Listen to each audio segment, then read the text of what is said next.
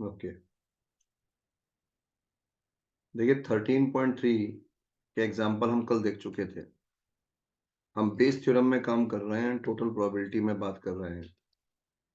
तो न्यूमेरिकल, पहली बात तो आपको मिलेगा पैराग्राफ, बड़े-बड़े मिलेंगे न्यूमेरिकल में। बहुत ध्यान से पढ़िएगा।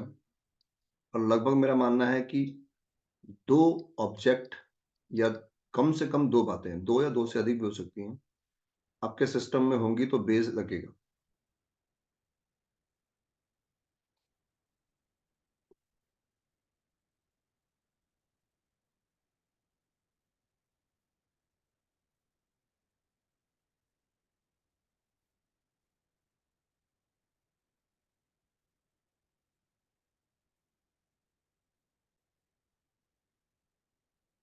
नमस्ते सर।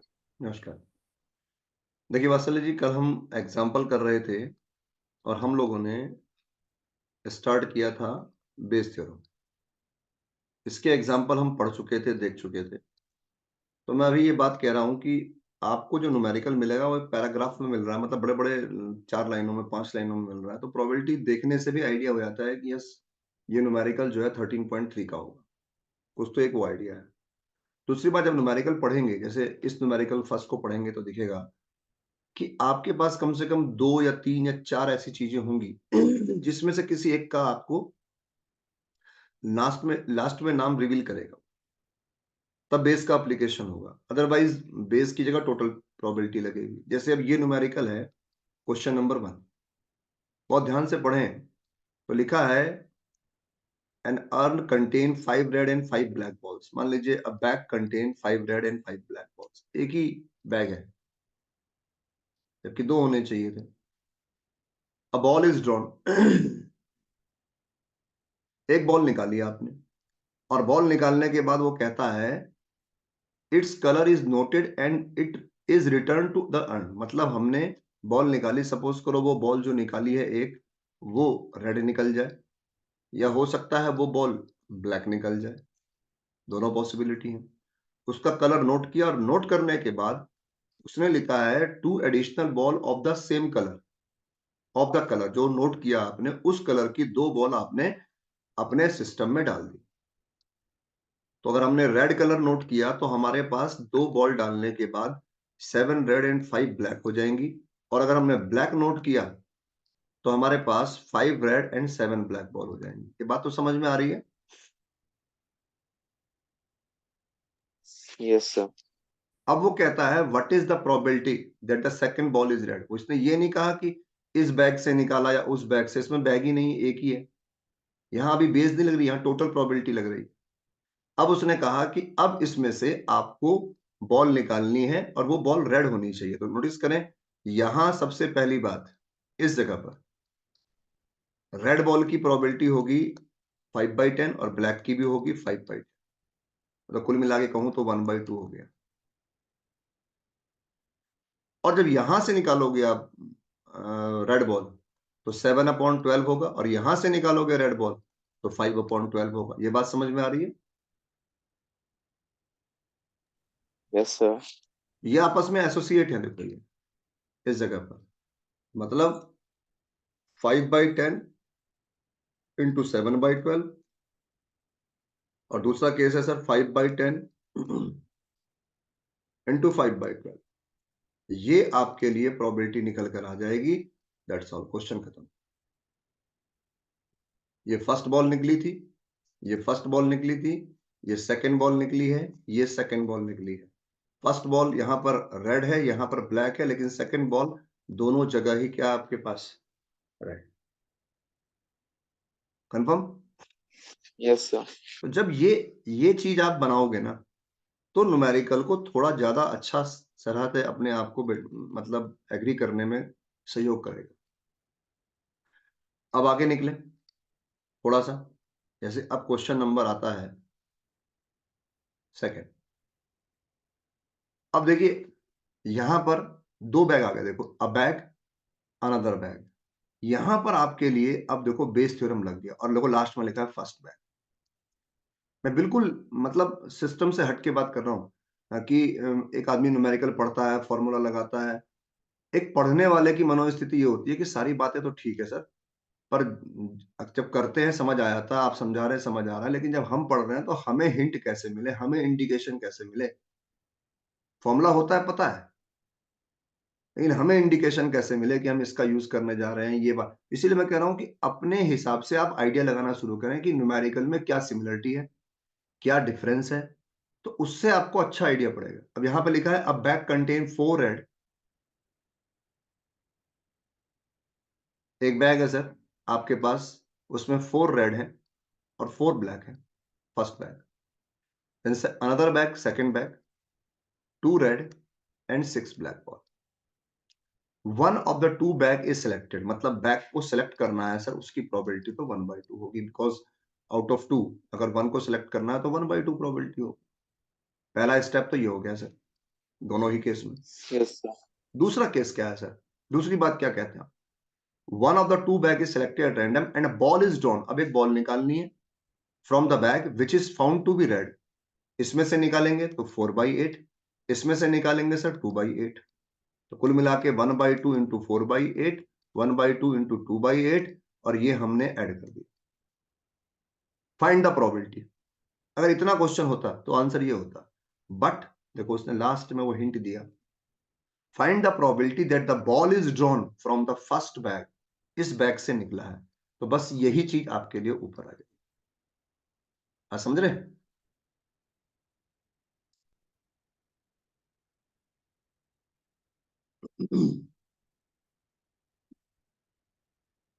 आपने कहा PE1 first bag, PE2 event, अब सिलेक्शन है बैग। आफ्टर दैट आपने बॉल निकाली, वो रेड होनी चाहिए, तो रेड निकाली आपने E1 में से, तो उस कंडीशन में आपकी प्रोबेबिलिटी हो गई 4/8, और यहां निकाली आपने सर आफ्टर E2 पहले हुआ, पहले चुना, फिर उसमें से निकाला, ये हो गया 2/8। तो इस जगह पर Yes, sir. टोटल प्रोबेबिलिटी तो आपके सामने है।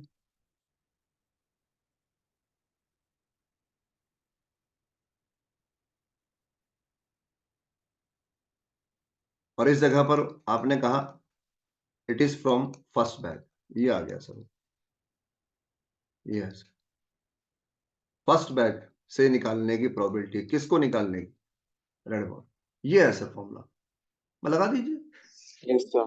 जैसे मैंने एग्जांपल दिया था कि मान लीजिए आप 3 दोस्त घूम रहे हैं हरिद्वार में, सबकी जेब में नोट है, हमने नोट को एज्यूम किया कि इतने इतने, एक तो होता कि तुक्के से चोरी कर रहा है, और मान लीजिए मैं हूं चोर, मुझे इस बंदे किसी मतलब इसके पास, मान मैंने कहा भाई इतने नोट हैं, इसके पास इतने नोट हैं, इसके पास इतने नोट हैं, और मैंने कहा कि इस बंदे के द्वारा इस रुपए का नोट चुराने की प्रोबेबिलिटी बताइए, तब तो सिंपल होगा। मैं मान लो मैंने आपको चुना, तो पहले मुझे चुनना पड़ेगा, तो नहीं सबकी जेब से चुरा के भाग लूंगा मैं। हाथ मेरा एक है, जेब भी मुझे एक ही चुननी पड़ेगी, 1/3, और जितने नोट होंगे टोटल वो नीचे आएंगे, और जो नोट मुझे चुराना है वो ऊपर आएगा। या दूसरे दोस्त के जेब से लिया आपके, तो जितने नीचे टोटल, और जितने उसके पास वो नोट होंगे जो मैं चराना चाहता हूं, वो यहां पर लिखा जाएगा। बिकॉज कंफर्म कुछ नहीं है ना, अगर मुझे पता हो कि इतनी इतनी चीजें हैं तो प्रोबेबिलिटी ही खत्म हो गई। प्रोबेबिलिटी मतलब एक तरह से कहा जाए अनुमान लगाना, संभावना। हिंदी में कहते हैं प्रोबेबिलिटी का मतलब ही यही है, प्रायिकता कहते हैं, लेकिन संभावनाओं को व्यक्त करता है। इस जगह पर टोटल, और ये आ गया सर। लेकिन मैं ये कहूं कि भाई मैंने चुराना है, पहले डिसाइड करता रहा, फिर बाद में मैंने कहा गुरु वात्सल्य की जेब से ही चोरी करनी है, तो बस यहां ऊपर वात्सल्य का केस आ गया, खत्म। It is based theorem. Yes, confirm sir. है? तो इस न्यूमेरिकल में कोई इशू नहीं है, आप पढ़ेंगे देखेंगे। देखिए और भी न्यूमेरिकल मैं आपको दूंगा इसके बाद बहुत सारे, तो आप पढ़िए। आपके बाद अगर RD शर्मा है तो उसके न्यूमेरिकल पढ़िए, पैराग्राफ, बड़े बड़े पैराग्राफ हैं उनका सॉल्यूशन, सॉल्यूशन जरूर पढ़िए। या फिर ऐसा हो कि आपने न्यूमेरिकल पढ़ा, आपने अपने नॉलेज से जो लिखना चाहा वो लिखा, फिर कंपेयर किया कि यार मेरे और सॉल्यूशन में क्या कमी है या क्या सिमिलरिटी बिल्कुल आ रही है, तो वो आपको आइडिया हो जाएगा। अब जैसे क्वेश्चन थर्ड है, थोड़ा टिपिकल है। टिपिकल इन द सेंस कि थोड़ा सा उसमें बातें ज्यादा लिखी है, पैराग्राफ भी बड़ा दिख रहा है आपको। लिखा क्या है सर? लिखा इस जगह पर यह है कि कॉलेज के स्टूडेंट है और हमें यह पता है कि 60% ऐसे हैं जो हॉस्टल में रहते और 40% ऐसे हैं जो डे स्कॉलर हैं, मतलब हॉस्टल में नहीं रहते। दो तरह के लोग हो गए, हॉस्टल में रहने वाले और हॉस्टल में नहीं रहने वाले। Confirm yes sir. है ना? तो ये हो गया एक इवेंट, तो ये हो गई एक इवेंट, ये हो गई, ये 60%, मतलब सर प्रोबेबिलिटी हो गई आपके लिए 3/5। ये 40%, मतलब सर प्रोबेबिलिटी हो गई 2/5। ये हॉस्टल में रहने वाले, ये नॉट इन हॉस्टल, हमने ऐसे बना लिया। ओके, अब आगे कहता है प्रीवियस ईयर रिजल्ट। पुराने साल के रिजल्ट में ये पाया गया कि 30% of all student who decides in hostel attend A grade. जो हॉस्टल में रहते हैं उनका, जैसे कई लोग कहते हैं भाई यहाँ पढ़ोगे तो इतने नंबर आएंगे, वहां कोचिंग करोगे तो, जैसे एक अनुमान लगाते हैं, गारंटी कुछ नहीं होती। और अभी सुप्रीम कोर्ट ने भी कह दिया कि कोई भी कोचिंग गारंटी नहीं दे सकता, और ये काम तो हम सालों से करते आ रहे हैं। 0% गारंटी है हमारे पढ़ाने की। कोई कहे सर आपके पढ़ाने से क्या होगा, मुझे बिल्कुल नहीं पता।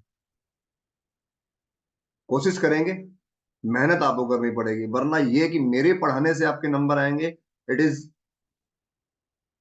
10%, चांसेस 10% है।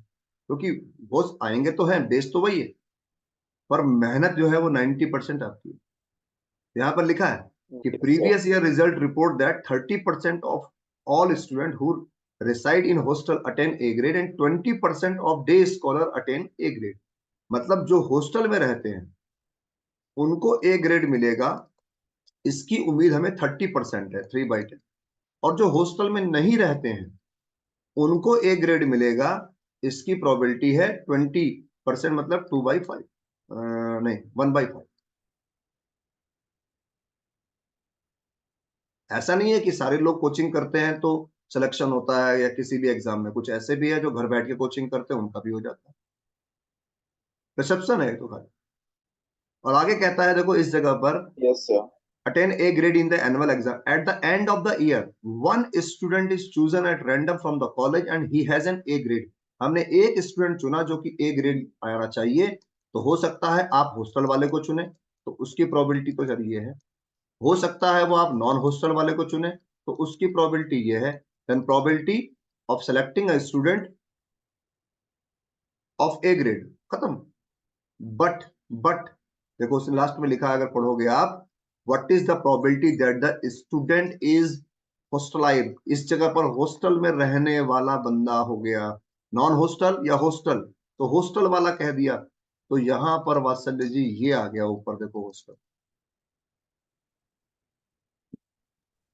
Yes sir. हॉस्टल यार यहां कह दिया उसने, और नॉन कहता तो E2 आता। दैट्स ऑल, खत्म।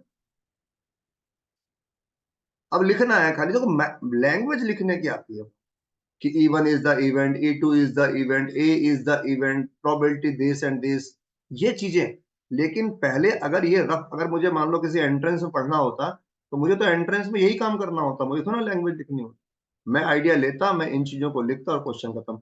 मैंने इस जगह पर कह दिया, अगर ये लाइन ना होती तो सिंपल टोटल प्रोबेबिलिटी लगती, ये लगता। Yes sir. ठीक है ना? और मैंने कहा ना, जब एक से ज्यादा चीजें होती है तो बेस लगेगा। जैसे पहला क्वेश्चन है उसमें नहीं लग पा रहा है, उसका रीजन है एक ही बैग है, ये होता। और उसने लास्ट में इस बात को रिवील कर दिया कि भाई ये जो बंदा है ना, ये बंदा फलाना फलाना कोचिंग का है, फलाने फलानी जगह से है। होता है ना, जैसे मान लो सपोज करो आप लोग IIT की तैयारी कर रहे हैं, कोई वैभव जी क्या पढ़ रहा है, कोई आकाश में पढ़ रहा है, कोई कोटा में पढ़ रहा है। अब नॉर्मल न्यूमेरिकल है, 3 बंदे हैं, वैभव है, कोटा है और आकाश। हमने कहा भाई इस जगह पर आकाश में, यहां देखो पहली बात तो है कि कोटा में पढ़ेगा या वैभव जी के पास पढ़ेगा या आकाश में पढ़ेगा, 1/3 1/3 1/3, एक को तो चुनना पड़ेगा बंदे को। Yes sir. फिर हम कहते हैं कि भाई कोटा में जो पढ़ते हैं बच्चे, उनमें से 40% बच्चे हैं जिनका सिलेक्शन हो जाता है, 2/5। आकाश में पढ़ते हैं, हमने कहा जी वहां 50% बच्चों का सिलेक्शन हो जाता है, और हमने कहा जी वैभव क्या पढ़ते हैं, वो 70% बच्चे जिनका सिलेक्शन हो जाता है। हो गया। हमने कहा what is the probability student will be selected, खत्म, इन तीनों को जोड़ दीजिए। और लास्ट में मैंने क्या दिया, what is the probability student will be selected which is from Vaibhav classes Rasayanam. तो सर बस रसायनम ऊपर आ जाएगा। यस सर, अब वो आ जाएगा बेस। बस। और हो सकता है हम क्वेश्चन घुमा दें, हम कहते हैं कि student not selected what is the probability and which is from रसायनम। तो उस कंडीशन में जहां 2/5 है वहां 3/5 होगा, बिकॉज अब हमें प्रोबेबिलिटी नॉट सेलेक्टिंग की निकालनी। जहां 7/10 है वहां पर 3/10 होगा, 1 माइनस, और ये 1/2 रहेगा, ऊपर फिर ये आ जाएगा। जी सर। तो न्यूमेरिकल इस तरह का हो गया सर, कंफर्म। Yes sir. अब देखिए फोर्थ क्वेश्चन कैसा है, लिखा है सर आपके पास कि answering a question on a multiple choice test student either knows the answer और गैस। मतलब सर यहां पर या तो उसे आंसर पता होगा या वो गैसिंग मार रहा है। 3/4 the probability that he know the answer and 1/4 be the probability that he guesses। Sir 3/4 उसे पता है और 1/4 के चांसेस हैं वो गैस का। Okay, assuming that a student who guesses at the answer will be correct। Gases कर रहा हो, इस जगह पर आइडिया लगा रहा है कि answer will be correct with probability 1/4। Note करना, यहां पर गैसिंग वाले की प्रोबेबिलिटी 1/4 है। कोई कहे जी अगर वो उसे आंसर यस सर। पता हो, उसे आंसर पता हो तो प्रोबेबिलिटी क्या होगी, 1 माइनस 1/4 नहीं 1 होगी। भाई उसे तो आंसर पता है और आंसर करेक्ट है, तो उसकी प्रोबेबिलिटी तो 1 हो गई। ये इस क्वेश्चन की सबसे बड़ी यूएसपी है, ये लाइन, क्योंकि ये मेंशन ही नहीं है क्वेश्चन। पढ़िए, assuming that a student who जी guesses sir. at the answer will be correct with probability 1/4। what is the probability, the student knows the answer। Question इतना होता तो हम इनको मल्टीप्लाई करके जोड़, आगे लिखा है given that answer is correct. ये वाली बात, given that answer is correct, answer correct है। तो दो तरह के लोग हैं, एक तो जानता है और एक गैस लगाता है। जो जानता है उसके लिए तो प्रोबेबिलिटी 1 हो गई, आंसर करेक्ट है और वो जानता जी है सर। तो प्रोबेबिलिटी इज 1। लेकिन एक बंदा ऐसा है आंसर करेक्ट है लेकिन वो गैस लगा रहा है, उसे मतलब उम्मीद है नहीं भी है, खाली तुक्का मार रहा है। तो यहां पर इस 1 की यूएसपी है। बाकी क्वेश्चन बहुत सिंपल है सर, 3/4 इंटू 1, यहां 3/4 इंटू 1, नीचे 1/4 इंटू 1/4, दैट्स ऑल क्वेश्चन का। कंफर्म है ना। जी सर। इनका पूरा अगर आप जाओगे नोट्स में तो ऐसा नहीं है, हमने पूरी जो जिस तरह से मैं पढ़ाना चाह रहा हूं उस चीज को हमने नोट्स में भी बिल्कुल जिंदा रखा है। क्योंकि जब तक मुझे समझ नहीं आएगा मैं क्या समझाऊंगा, मुझे खुद को भी समझना। मतलब मैं न्यूमेरिकल चाहूं तो फटाफट फटाफट करके छुट्टी भी कर सकता हूं और आपको जरूरत भी नहीं है लिखने की, मैं ऐसे ही समझा दूं चल जाएगा। लेकिन मुझे ये लगता है कि जब नोट्स दोबारा उठाए जाए तो नोट्स दोबारा उठाए जाने पर कभी भी इन फ्यूचर वो नोट्स कम से कम मेरे बिना आपको हेल्प कर पाए। जो बातें हम आज समझ रहे हैं समझा रहे हैं वो बातें वहां उतनी हद तक, काफी हद तक तो नहीं कह सकते लेकिन काफी हद तक वो आपको टच करें। तो ये चीजें किसी एग्जाम का पार्ट हो सकता है, एग्जाम में लिखने की है ही नहीं किताबों में लिखा हुआ इस तरह से, और जरूरत भी नहीं है। तो पहले तो मैंने अपने आप को क्वेश्चन समझाया कि क्या दिया है, क्या पूछा है, क्या, तब मैं ये लैंग्वेज, किताब में क्वेश्चन यहां से स्टार्ट होता है, इस जगह से सॉल्यूशन। जी सर। ये क्या है सर, ये वो चीज है सर जो एक कहते हैं ना आउटले बना दिया हमने, एक तरह से इसका एक मानचित्र बना दिया हमने, एक एल्गो बना दिया हमने। कंप्यूटर में जैसे हम प्रोग्रामिंग करते हैं तो एक हम फ्लो चार्ट बनाते हैं, फ्लो चार्ट बना दिया। और उस फ्लो चार्ट को हमने प्रोग्रामिंग में कन्वर्ट कर दिया, उस फ्लो चार्ट को हमने यहां पर सॉल्यूशन में कन्वर्ट कर दिया। तो ये बहुत जरूरी चीज है जो आपके सामने दिख रही है। तो मेरे लिए जरूरी है, हो सकता है अगले के लिए जी ना भी सर। हो, और मुझे समझ नहीं आता जब तक कि मैं उसे अपने आप को समझाना पाऊं। ऐसे क्वेश्चन नंबर 5 भी है।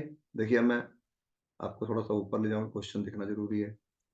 बुक रखिएगा अपने पास, ये रहा।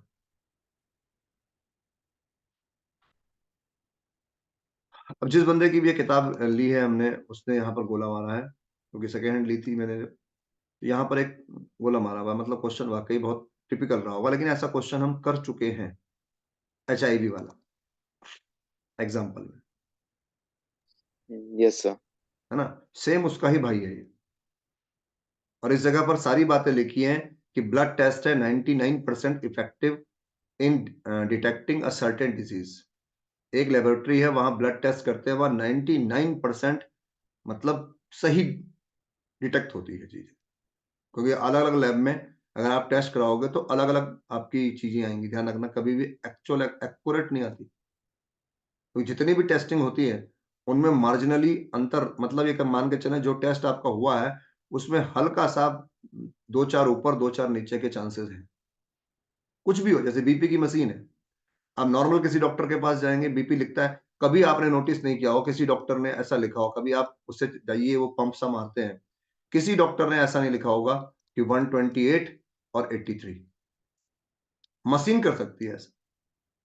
जब भी आप जाएंगे 128 को 30 लिख रहा होगा, 83 को 80 लिख रहा होगा। तो आप देखें दो बंदों के टेस्ट में अंतर है। ये बंदा अनुमान लगा रहा है यस सर। और ये बंदा, मशीन भी एक्यूरेट नहीं होती, क्योंकि एक्चुअल में सही जगह से नापना, सही जगह से चेक करना बहुत इंपॉसिबल केस है। तो कोई भी टेस्ट करा लें आप, कहीं पर भी करा लें, एक्यूरेसी की गारंटी 100% किसी की नहीं होती, चाहे वो लाल लाल पैथोलॉजी लैब हो, चाहे कोई सी भी लैब हो। तो यहां पर गौर करें, 99% है effective in detecting a certain disease. और आगे वो कहता है sir, when it is in fact present, however the test also yield a false positive result for 0.5% of the healthy person tested, or 0.1% of population actually has the disease. What is the probability that a person has disease given this test result is positive? बहुत लंबी चौड़ी कहानी कह दी उसने। तो मैं सही बताऊं तो इसमें हुआ क्या है, बेसिकली दो बंदे हैं। पहले तो इवेंट, और फिर जो आपको फेवर करेगी, मतलब जो आपने करना है उस इवेंट। दो चीजें बस इन पर चर्चा होनी। इवन क्या है sir? Event, the person has diseases, और दूसरा है सर पर्सन इज हेल्दी। तो मतलब यहां एक तो जिसके पास डिजीज ऑलरेडी है और एक बंदा है जो हेल्दी। इसके लिए गौर करेंगे आप, तो आपके पास साफ लिखा है 99% डिजीज डिटेक्ट हो रही है। इसका मतलब है 99% जो है वो यहां चला गया और 1% यहां। तो ये पहला सवाल है जिसमें कि बाद वाली चीज को दे रखा है और पहली वाली चीज निकालनी है। नोटिस करना, ये चीज भी बहुत रेयर टू रेयर देखने को मिलती है। Yes sir.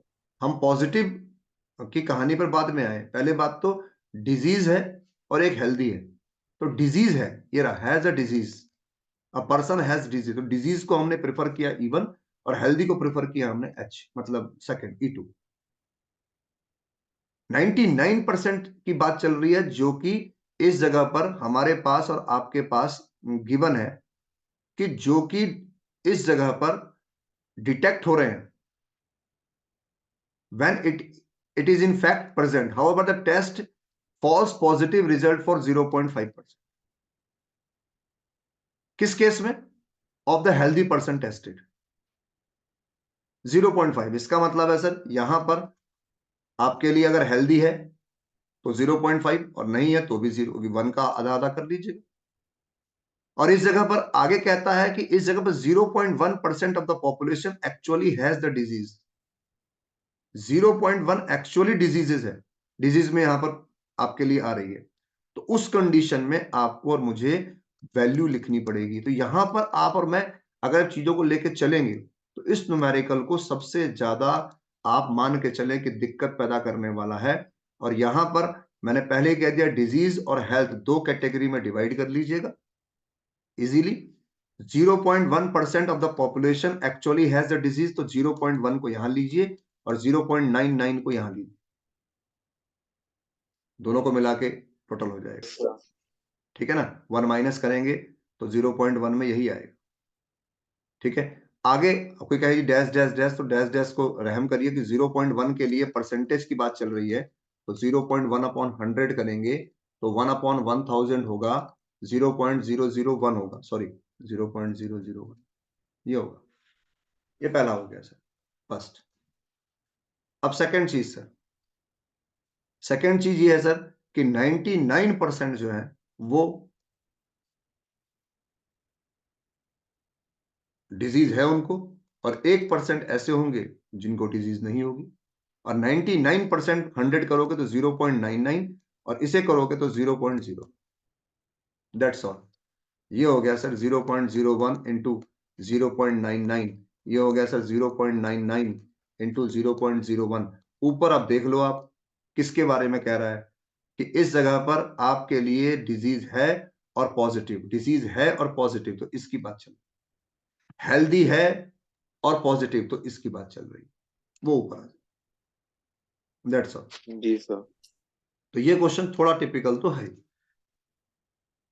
अब देखो ये है न्यूमेरिकल, ये थोड़ा और भी टिपिकल है ऊपर वालों की अपेक्षा। देयर आर 3 कॉइन्स, आपके पास 3 कॉइन है, देखो बहुत ध्यान देना इस बात। एक कॉइन ये है, मतलब न्यूमेरिकल को हमारी, मैं अपनी बात क्लियर कर दूं, मुझे खुद को समझ नहीं आता। कोई कहे जी तो बिल्कुल बेस, भाई पहले तो मैं पढ़ तो लूं पूछना क्या चाह रहा है। बेस का फॉर्मूला पता है मुझे, मुझे पता है इस तरह की चीजें होती है। अच्छा, किसी चीज को देने के लिए हमने 2 एग्जांपल बोल दिए, उससे मैथ नहीं होती, क्योंकि मैथ में न्यूमेरिकल होते हैं अनगिनत, कुछ ना कुछ चेंजेस होंगे। देयर आर 3 कॉइन्स, जी वन इज सर। 2 हेडेड, ये 16 का सिक्का है, मैं 2 हेड, दोनों हेड है, having head on both faces. Another is biased coin, गौर करें 2 हेडेड वाला हो गया। बायस्ड का मतलब होता है जिसको हम मैनिपुलेट करते हैं, मैनिपुलेट, बायस्ड कॉइन है। और बायस्ड कॉइन में कह रहा है ये बायस्ड है, मैं यहां लिख देता हूं बायस्ड, जिसे हम प्रभावित कर सकते हैं। 2 हेडेड,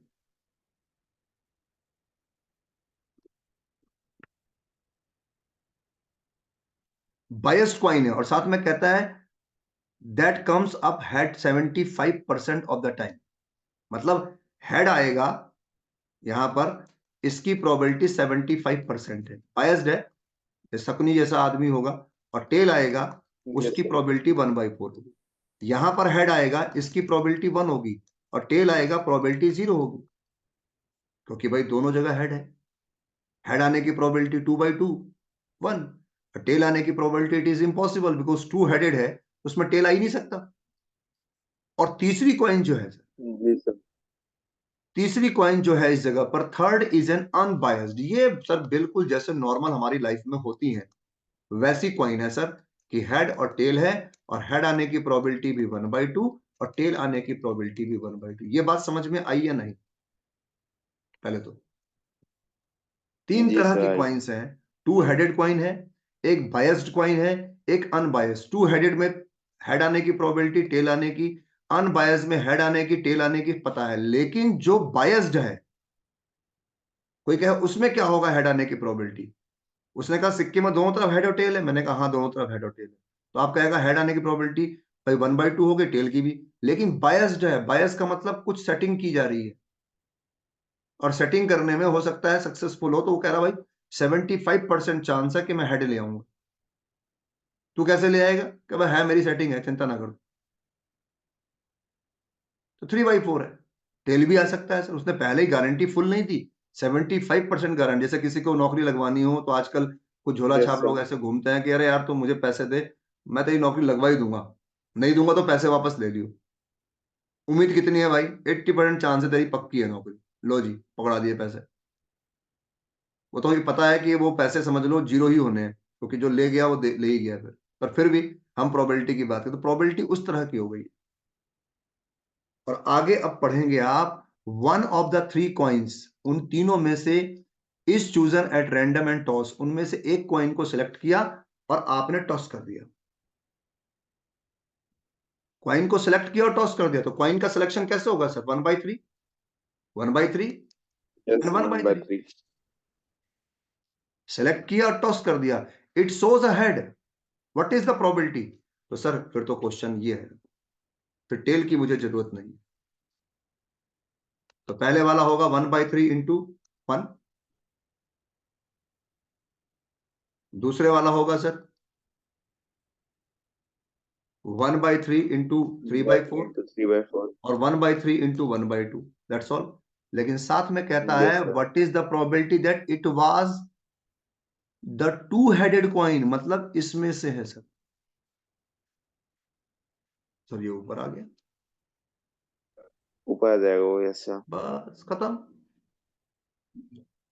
तो हमने एक न्यूमेरिकल में 5 मिनट दिए। कोई कहे ये बहुत लंबा समय ले रहे बेस करने में, भाई पहले न्यूमेरिकल को डिस्कस करने में, पढ़ने में, समझने में ही 5 से 7 मिनट लग जा रहे हैं। खाली ये नहीं कि क्वेश्चन पढ़ा, हाँ जी लिखा और हो गया सॉल्यूशन आंसर में। अरे भाई साहब, ये तो फिर दिक्कत कहाँ आएगी जब हम किसी अन्य सवाल को पढ़ेंगे तो हमारे पास सोचने की क्षमता ही नहीं होगी, उससे अलग होगा। बट क्या होगा क्या नहीं होगा, जैसे अब ये है, ऐसे हमने सेम एक क्वेश्चन किया था एग्जाम्पल में। बस से आता है, ट्रेन से आता है, स्कूटर से आता है, अदर उससे आता है, वैसा तो नहीं है लेकिन सिमिलरिटी है। इंश्योरेंस कंपनी है जी जो सर। इंश्योर करती है 2000 स्कूटर ड्राइवर को, 4000 कार ड्राइवर को, 6000 ट्रक ड्राइवर को। मतलब स्कूटर ड्राइवर है सर जी, कार ड्राइवर है, और सर हमारे पास ट्रक ड्राइवर है। ये है सर, इस तरह के लोग हैं जिनको कि वो इस तरह से करता है। और गौर करें, इनको कर रहा है ये 2000, ये 4000 और ये 6000, टोटल हो गए सर 12000। 12000 लोगों का इंश्योरेंस किया उन्होंने। अब इंश्योरेंस करते हैं तो कुछ ऐसे हैं जो बिल्कुल फिट रहते हैं, कुछ ऐसे हैं जो नुकसान कर देते हैं कंपनी को। कोई कंपनी का प्रॉफिट कैसे होगा भाई? 10 लोगों को उसने इंश्योरेंस दिया कि भाई आप बीमार होते हो तो 20 लाख का कवरेज मिलेगा, तो भगवान ना करे कंपनी के कि 10 के 10 लोग ही बीमार हो जाए, कंपनी तो लुट गई। कंपनी ने किसी की जेब, अपनी जेब से पैसा नहीं देना है। इसीलिए कंपनी कम से कम 1 लाख लोगों या 2 लाख लोगों या 3 लाख लोगों का इंश्योरेंस करती है, उसमें से 1000 2000 ही बीमार पड़ेंगे, तो उनका यस सर। 1 लाख 2 लाख लोगों का पैसा वो उन पे लगाती है, अपनी जेब से कुछ नहीं लगाती। बस ये है कि रिस्क फैक्टर है, अगर सारे भगवान ना करे बीमार पड़ गए तो कंपनी घर आके कह देगी सॉरी, बिकॉज वो अपनी जेब से कुछ नहीं करेगी। तो ये जो भी सिस्टम है इंश्योरेंस का, हम ये समझे कि हमारे पास एक इंश्योरेंस किया गया और इतने इतने लोगों का है। आगे वो कहता है इस जगह पर the probability of an accident, insurance किस बात का किया गया? एक्सीडेंट के लिए। आफ्टर एक्सीडेंट, एक्सीडेंट का 0.01,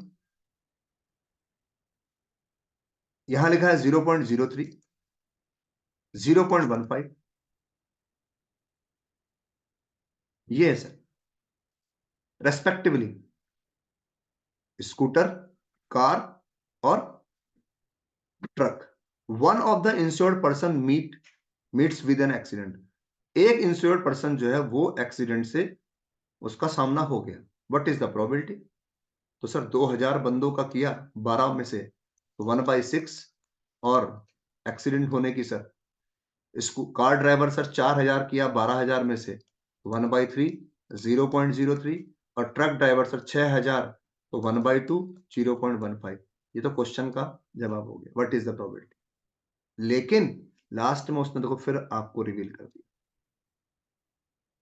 जिस आदमी का सामना हुआ है एक्सीडेंट से वो कैटेगरी में स्कूटर ड्राइवर है सर, ऊपर आ जाएगा सर स्कूटर। Yes sir. खत्म। क्लियर हो रही मेरी बात? जी सर। ये चीजें लिखी हैं, जब आप देखेंगे तो बहुत बड़ा पेज, एक पेज पूरा क्वेश्चन भरा है मैंने।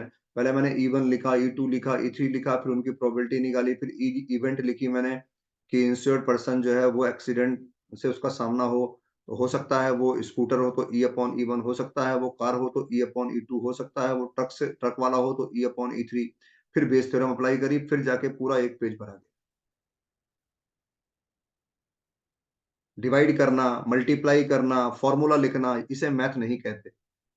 वो तो आपको इस एज में समझ में आती है। मुसीबत ये है कि किस जगह पर क्या चीज लिखनी है, किस जगह पर क्या चीज रखनी है, वो है मुद्दे की चीज। जी सर। अब देखो यहां पर भी देखो, अब फैक्ट्री है जिसमें दो मशीन है ए और बी, और देखो बाई मशीन बी मेंशन हो गया सर। प्रोबेबिलिटी जो निकालनी है डिफेक्टिव, वो मशीन बी से निकालनी है। इस जगह पर सर प्रोड्यूस करता है 60% आइटम ए से, और बी से करता है 40%। इसकी प्रोबेबिलिटी हो गई सर 3/5, इसकी प्रोबेबिलिटी हो गई 2/5। Okay, 1% produce 2% of the item produced by machine A and 1% produced by machine B were defective। ये डिफेक्टिव जो है प्रोड्यूस कर रहा है ए करेगा। मान लो ये इवेंट हो गई E1, तब मान लो मैं इसे ए बी मान लू, तो D/A और ये D/B। ऐसा तो E1 E2 लिखेंगे। ये जो दिखा रहा है ये 0.2 दिखा रहा है, और ये सॉरी 2% दिखा रहा है, मतलब 1/50 हो गया, और ये 1% दिखा रहा है मतलब 1/100। तो इस जगह पर कहता है all the item are put into one stock piles, इस जगह पर, एंड देयर लिखा हुआ है ये, and then one item is chosen at random from this and found to be defective. What is the probability? खत्म हो गई। ए बना रहा है 60%, उसमें से डिफेक्टिव निकल रही है 2%। बी बना रहा है 40%, उसमें से डिफेक्टिव निकल रही है सर 1%। खत्म। और आगे कहता है it was produce by machine B, that's all. बस चल लीजिए आगे, क्या कहते हो जाएगा?